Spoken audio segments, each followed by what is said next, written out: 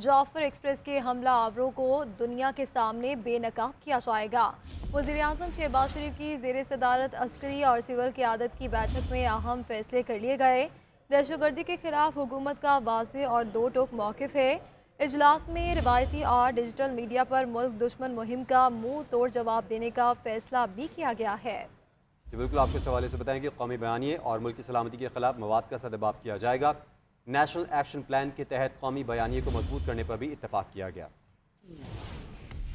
दहशतगर्दी की रोकथाम के लिए हुकूमत के बड़े फैसले। सियासी और अस्करी क़यादत का नेशनल एक्शन प्लान के तहत कौमी बयाने को मजबूत करने पर इत्तेफाक। वज़ीर-ए-आज़म शहबाज शरीफ की ज़ेर सदारत सियासी और अस्करी क़यादत का अहम इजलास हुआ। मीटिंग में फैसला किया गया कि जाफर एक्सप्रेस पर हमले में मुलव्वस दहशतगर्दों को दुनिया के सामने बेनकाब करने में कोई कसर नहीं छोड़ी जाएगी। दहशतगर्दी के खिलाफ दो टोक मौक़िफ़ अपनाते हुए तय किया गया कि रवायती और डिजिटल मीडिया पर मुल्क दुश्मन मुहिम का मुंह तोड़ जवाब दिया जाएगा। इजलास में फैसला हुआ कि दहशतगर्दों और शरपसंदों के सद्भाव के लिए मौसर बयानिया बनाने की हिदायत दी जाएंगी। कौमी बयानिया और मुल्क की सलामती के खिलाफ किसी भी किस्म के मवाद का सद्भाव किया जाएगा। डीप फेक और दीगर जराये से बनाई गई झूठी मालूमात और मवाद का मुस्तनद मालूमात से भरपूर जवाब दिया जाएगा। दहशतगर्दी के मनफी और शर्ती असरात को उजागर किया जाएगा। अहम बैठक में मुल्क की सलामती और हम आहंगी के लिए तमाम सूबों में रवाबत बढ़ाने पर इत्तेफाक किया गया। ये फैसला हुआ कि कौमी बयानिया को नौजवानों तक पहुँचाने के लिए फिल्म और ड्रामों में कौमी मौज़ूआत अपनाए जाएंगे। दहशतगर्दी से आगाही को कौमी निसाब में शामिल किया जाएगा। बलूचिस्तान की महरूमी की बात करने वालों के लिए दरवाजे खुले हैं, आएँ और हमारे साथ बातचीत करें। बलूचिस्तान हुकूमत की पेशकश। सूबाई वज़रा का कहना है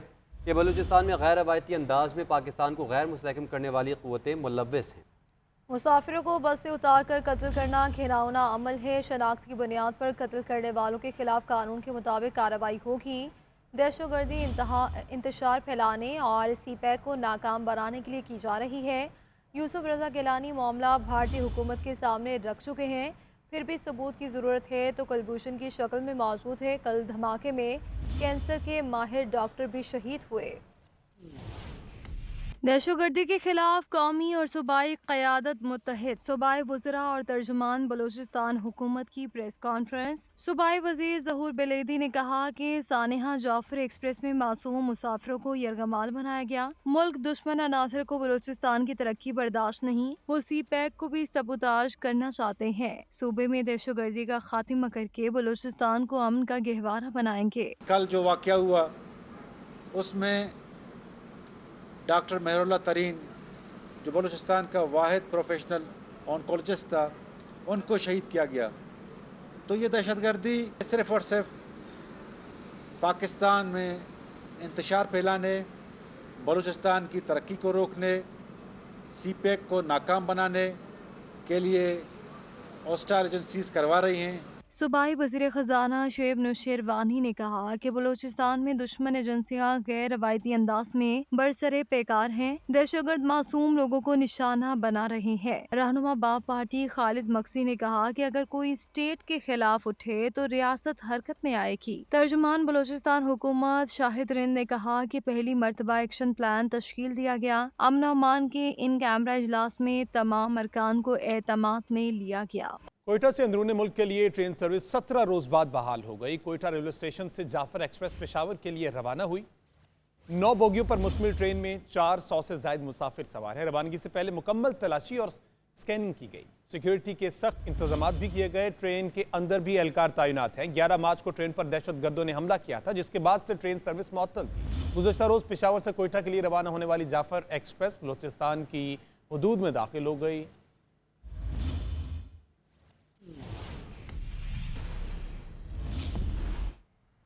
मुल्क में हफ्तावार बुनियादों पर महंगाई बढ़ने की शरह में मामूली कमी। गुज़िश्ता हफ्ते के दौरान महंगाई बढ़ने की शरह 0.15% कम हो गई।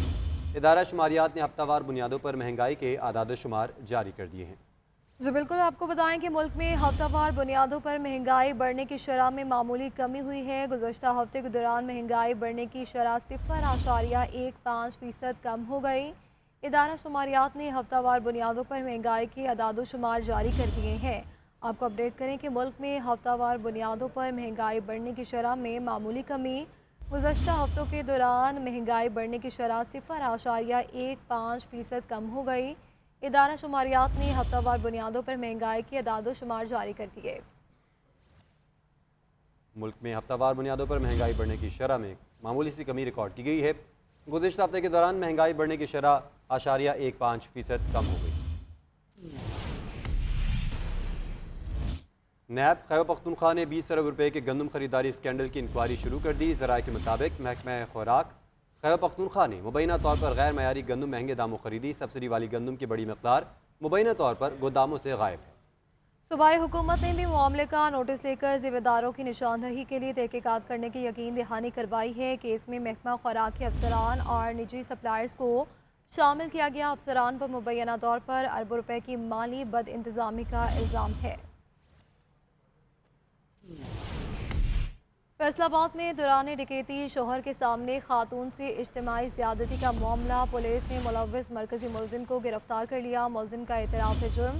मुलजिम मुतासरा फैमिली के गांव का ही रिहायशी है। एसपी आबिद जफर के मुताबिक दौरान तफ्तीश मुलजिम ने दीगर 2 साथियों उमर हयात और फैसल के साथ होने का इंकशाफ भी किया। नामजद मुलजिमान की गिरफ्तारी के लिए छापे जारी है। साथियों की जानिब से नाम लेने पर मुतासरा फैमिली ने मुलजिम की शिनाख्त की। वज़ीर आला पंजाब की चंद घंटे में मुलजिम की गिरफ्तारी पर पुलिस को शाबाश। मरीम नवाज कहती हैं ख़वातीन और बच्चों के तहफ़्फ़ुज़ के लिए तमाम मुमकिन इक़दाम करेंगे। उधर बानी पीटीआई को किताबों की अदम फराहमी, बच्चों से बात ना कराने का केस। इंसदादी दहशतगर्दी अदालत रावलपिंडी ने दोनों दरख्वास्तें मंजूर कर ली। जेल हुकाम का फौरी अमल दरामद का हुक्मनामे में कहा गया कि बानी पीटीआई को फौरी तौर पर किताबों की फराहमी यकीनी बनाई जाए। ईद से कबल बानी पीटीआई की बच्चों से बात भी कराई जाए। ईद मुसलमानों का मजहबी त्यौहार है। दरख्वास्त गुजार की बच्चों से फौरी तौर पर बात कराएं। बानी पीटीआई के वकील फैसल मलिक अदालती अहकामात लेकर अडयाला जेल रवाना हो गए। पानी की कम होती सतह पर लाहौर हाई कोर्ट का गहरी तशवीश का इजहार। जस्टिस शाहिद करीम ने रिमार्क्स दिए पानी की कमी की वजह से कहत की सूरत हाल बनती जा रही है। अदालत बार बार कह रही है पानी के मसले पर इमरजेंसी डिक्लेयर करें। हुकूमत को पानी के इशू पर इंतहाई संजीदा होना चाहिए। क्या सेक्रेटरी EPA और चीफ सेक्रेटरी रिपोर्ट्स को नहीं पढ़ते? अदालत ने कमर्शियल मार्केटों में पानी के मीटर्स फौरी लगवाने की हिदायत कर दी। जस्टिस शाहिद करीम ने कहा कि घरों के बाहर गाड़ियां सरेआम धोई जा रही हैं। 1-2 घरों को जुर्माने करेंगे तो ठीक हो जाएगा। स्कूल्स की बसों पर हुकूमत का ऑर्डिनेंस भी ख़त्म हो गया। क्या स्कूल्स वाले इतने पावरफुल हैं कि हुकूमत भी बेबस है? जस्टिस बाबर सत्तार के केस सुनने से माजरत के बावजूद कायम मकाम चीफ जस्टिस के उसी बेंच को केस सुनने का administrative order justice Babar Sattar ने जुडिशल ऑर्डर जारी कर दिया। जस्टिस बाबर सत्तार का कहना है कि जज के केस सुनने से माजरत पर चीफ जस्टिस ऑफिस या रजिस्ट्रार ऑफिस की मुदाखलत की कोई गुंजाइश नहीं। मजीद जान लेते हैं नुमाइंदा JNN इदरीस अब्बासी से। इदरीस बताइएगा। इदरीस अगर आप सुन सकते हैं तो बताइएगा। जस्टिस बाबर सत्तार के केस सुनने से माजरत के बावजूद कायम मकाम चीफ जस्टिस के इसी बेंच को केस सुनने के प्रकार रखा गया। इदरीस अब्बासी से रब्ता बहाल करेंगे। तकनीकी वजूहात की वजह से उनसे रब्ता मुनक़ता हो गया है। जज के केस सुनने से माजरत पर चीफ जस्टिस ऑफिस या रजिस्ट्रार ऑफिस की मुदाखलत की कोई गुंजाइश नहीं। जस्टिस बाबर सत्तार ने रिमार्क्स दिए। तो नाज़रीन, ईद उल फितर की खुशियां अपनों के साथ मनाने के लिए शहरियों के आबाई इलाकों को रवानगी का सिलसिला जारी है। इस मौके पर महकमा रेलवे की जानिब से कराची से खुसूसी तौर पर चलाई जाने वाली दूसरी ट्रेन रवाना हो गई है। इस हवाले से मजीद बताएंगे कैंट स्टेशन पर मौजूद हमारे नुमाइंदे राशिद सदीक। जी राशिद। जिसे मिनी पाकिस्तान कहा जाता है और इस मिनी पाकिस्तान में पूरे पाकिस्तान से लोग आकर रोजगार हासिल करते हैं और ईद के दिनों में उनकी ख्वाहिश होती है कि वो अपने अजीज़ व क़रीब के साथ ईद मनाएं। तो कराची से जो स्पेशल ट्रेनों का भी आगाज़ कर दिया गया है वफाकी वज़ीर रेलवे की हिदायत के बाद। आज भी एक स्पेशल ट्रेन जो है वो रात में रवाना होगी। गुज़िश्ता शब भी एक स्पेशल ट्रेन जो है वो कराची से मुसाफिरों को लेकर पाकिस्तान के मुख्तलिफ शहरों से होती हुई पिंडी तक पहुँची थी। रेलवे की इंतज़ामिया है उनकी जानिब से मुसाफिरों के लिए किसी किस्म का कोई इंतजाम नहीं किया गया। यहाँ पर जो शेड लगाए गए थे उन शेड भी जो है वो टूट फूट का शिकार है, जिसकी वजह से मुसाफिरों को इस माह रमज़ान में मुश्किलात का जो है मुश्किलात से दोचार होना पड़ता है। कराकरम और इसके साथ साथ जो मुख्तलिफ ट्रेनें हैं वो तकरीबन 30 मिनट से लेकर 1 से 2 घंटे तक की ताख़ीर का शिकार है, जिसके बायस से शहरियों को प्लेटफॉर्म पर तवील वक्त जो है वो इंतज़ार करना पड़ता है। चांद रात तक जो है वो ईद स्पेशल ट्रेनें चलाई जाएंगी। जी, ईद की छुट्टियां मनाने वफाकी दारहुकूमत के बासी आबाई इलाकों का रुख करने लगे। इस्लामाबाद के फैज़ाबाद बस अड्डे पर मुसाफिरों का रश लग गया। हमारे नुमाइंदा इकरामुल्लाह जोया इस वक्त बस अड्डे पर मौजूद हैं, उनसे मजीद जान लेते हैं। जी इकराम।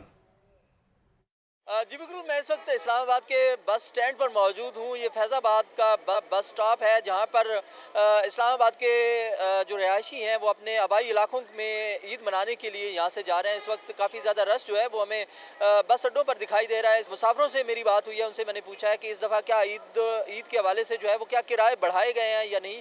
तो यहाँ पर शहरियों का ये कहना है कि इस वक्त जो किराए हैं वो मामूल के मुताबिक किराए जो हैं वो लिए जा रहे हैं, जबकि इस दफ़ा जो है इस वक्त फैज़ाबाद के मकाम का जो ये अड्डा है यहाँ पर अंदाज़न जो है वो रेट वही किराए चल रहे हैं जो इससे कबल किराया था मुख्तलिफ डेस्टिनेशंस का, मुख्तलिफ शहरों का, वो अब भी वही है ईद के मौके पर भी, क्योंकि यहाँ पर इंतज़ामिया की जानिब से सख्ती से अमल दरामद करवाया जा रहा है कि किराएनामों पर जो है वो अमल दरामद किया जाए, जबकि अवेज़ा भी किए गए हैं। यहाँ पर किराएनामा जो है कि किस शहर का कितना किराया वो भी यहाँ पर लिखा गया है।